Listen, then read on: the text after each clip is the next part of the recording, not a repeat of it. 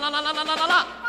See me dance the polka, said Mr. Wag like a bear, with my top hat and my whiskers that tra-la-la-la-trap the fair. Where the waves seem chiming haycocks, I dance the polka. There stand Venus's children in the gay frocks, maroon and marine and stare. To see me fire my pistol, through the distance blues my coat. Like Wellington Byron, the Marquis of Bristol, Busby's great feast float. While the wheezing hurdy-gurdy of the marine wind blows me to the tune of Annie Rooney sturdy over the sheets of the sea. And bright as a seedsman's packet, with zinnia's candy tufts chill, is Mrs. Marigold's jacket as she gapes at the indoor still. Where at dawn in the box of the sailor, blue as the decks of the sea, Nelson awoke, crowed like the cocks, then back to the dust sank he. And Robinson Crusoe, the bright and foxy dear, but he finds fresh isles and a negress smiles, the foxy doxy dear. As they watch me dance the polka, said Mr. Wag like a bear, in my top hat and my whiskers that tra-la-la-la-trap the fair. Tra-la-la-la-la-la, tra-la-la-la-la-la, tra-la-la-la-la-la-la-la.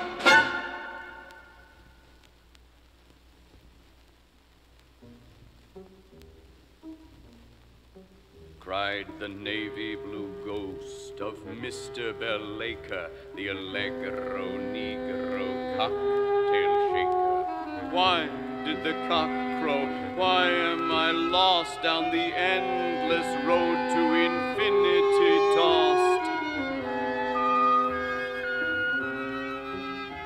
The tropical leaves are whispering white as water. I race the wind in my flight down the promenade, edging the far-off sand is the foam of the sirens, metropole and grand.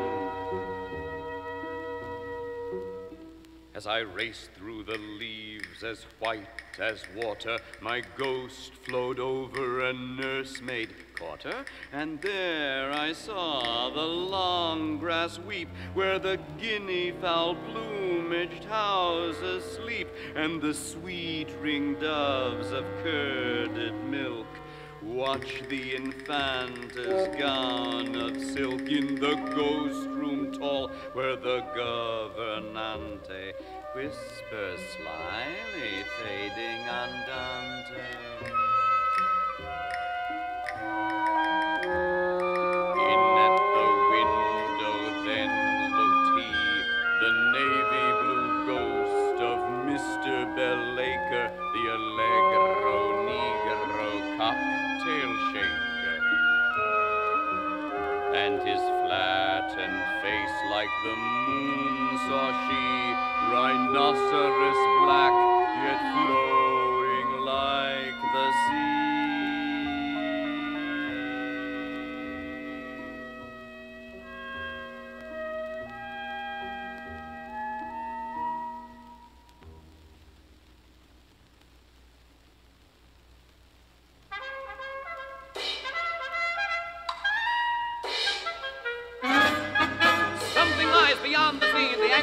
Marine obscene horizon in hell black as a bison. See the tall black aga on the sofa in the alga moat, his bell rope mustache clear as a great bell. Wave in 1880 buzzles come, late with tambourines of rustling foam. They answer to the names of ancient dames and chains, and only for horizons their home. Coldly wheeze Chinese as these black armored please the dance. The breeze is seeking for horizons wide from her horizons. In her wide vermilion, pavilion by the seaside, the doors clang open and hide. Where the wind died, nothing but the princess cockatrice swing, dancing a caprice to the wind's tambourine.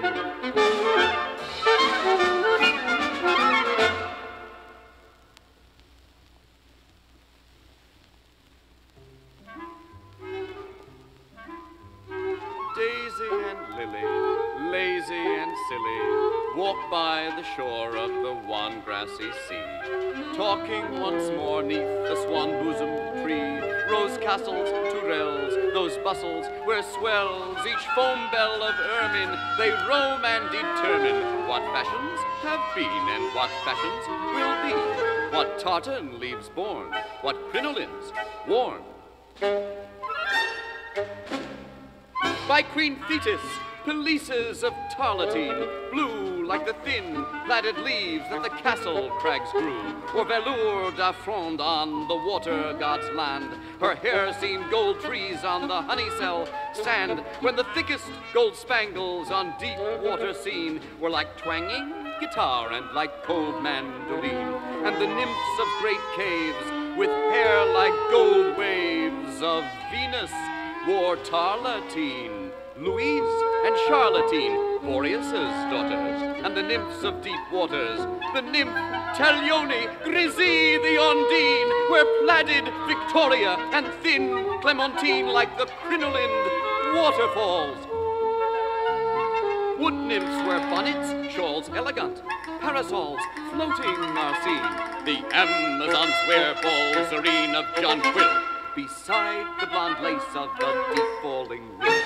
Through glades like a nun they run from and shun the enormous and gold-rayed rustling sun, and the nymphs of the fountains descend from the mountains like elegant willows on their deep barouche pillows. In Kashmir, Alvander, Barège, Isabel, like bells of bright water from clearest wood well, our elegants favoring bonnets of blonde, the stars in their apiaries, sylphs in their aviaries, seeing them spangle these, and the sylphs fond from their aviaries fanned with each long fluid hand. The Montos Espagnols mimic the waterfalls over the long and the light summer land.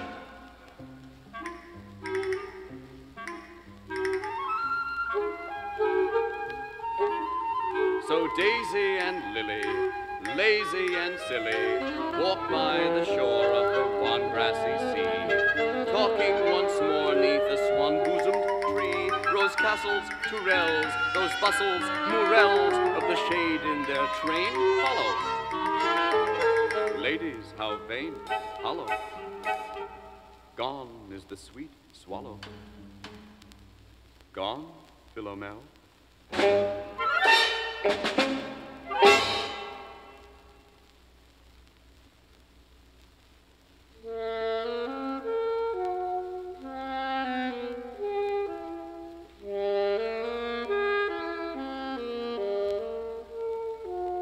We bear velvet cream, green and babyish, small leaves seem, each stream horses' tails that swish, and the chimes remind us of sweet birds singing like the jangling bells on rose trees ringing.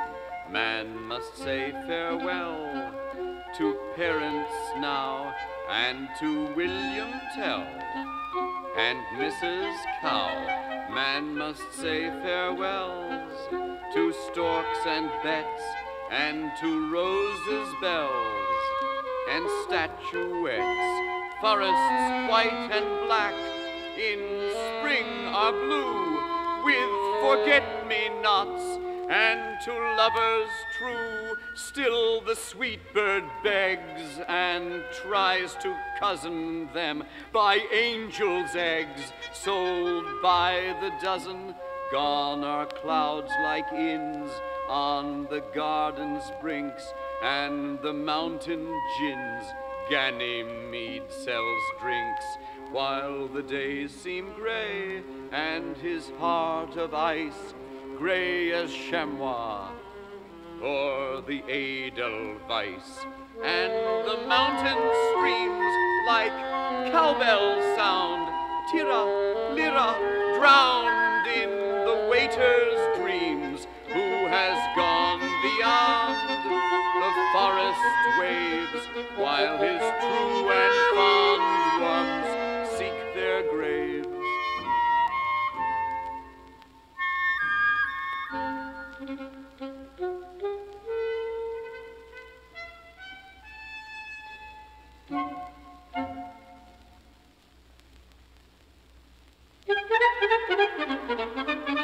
Do not take a bath in Jordan, on the holy Sabbath, on the peaceful day, sat the huntsman playing on his old bagpipe, boring to death the pheasant and the snipe, boring the ptarmigan and grouse for fun, boring them worse than a 9-bore gun, till the flaxen leaves where the prunes are ripe heard the tartan wind a-droning through the pipe, and they heard Macpherson say, where do the waves go? What hotels hide their bustles and their gay umbrellas? And would there be room? Would there be room? Would there be room for me? There is a hotel at Ostend, cold as the wind without an end, haunted by ghostly poor relations of Bostonian conversations, like bagpipes rotting through the walls. And there the peril ropes fall like shawls, with a noise like marine waterfalls. And another little drink wouldn't do us any harm, pierces through the sabbatical calm, and that is the place for me.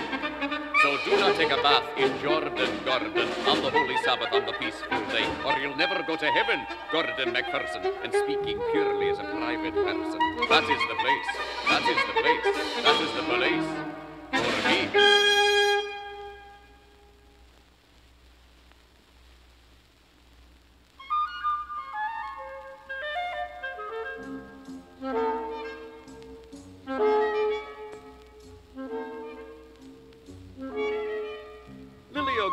Silly and shady, longing to be a lazy lady, walk by the cumulus gables in the lakes, Georgian stables, in a fairy tale like the heat intense and the mist in the woods when across the fence the children gathering strawberries are changed by the heat into negresses, though their fair hair shines there like gold-haired planets Calliope, Io, Pomona, Antiope, Echo, and Clio.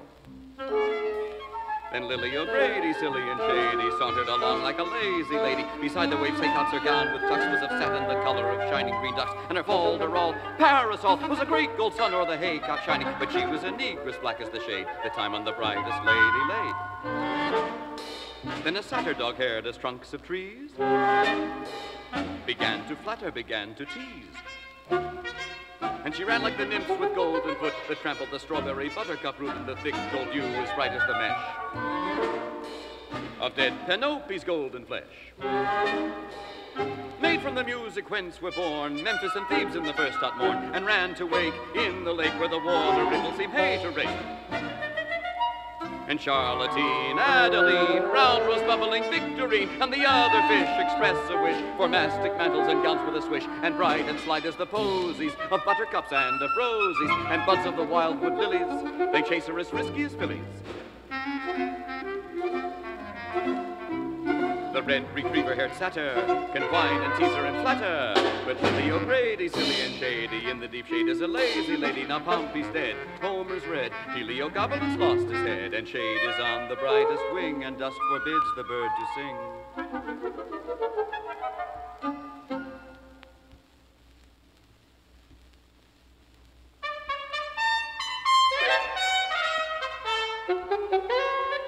Old Sir Faulk, tall as a stalk, before the honey fruits of dawn were ripe, would walk and stalk with a gun the rain-collared sun.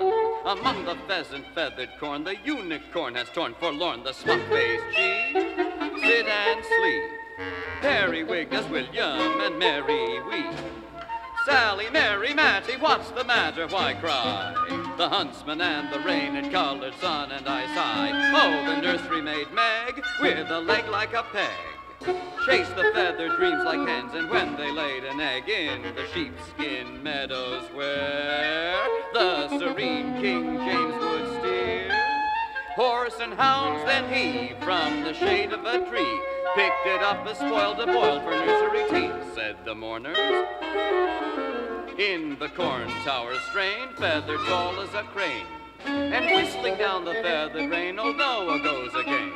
An old dull mome with a head like a poem, seeing the world as a bare egg laid by the feathered air. Meg would beg 3 of these for the nursery teas of Japhet, Shem, and Ham. She gave it underneath the trees where the boiling water is. Like the goose king's feather daughter kiss. Pot and pan and copper kettle put upon their proper metal, lest the flood begin again through these.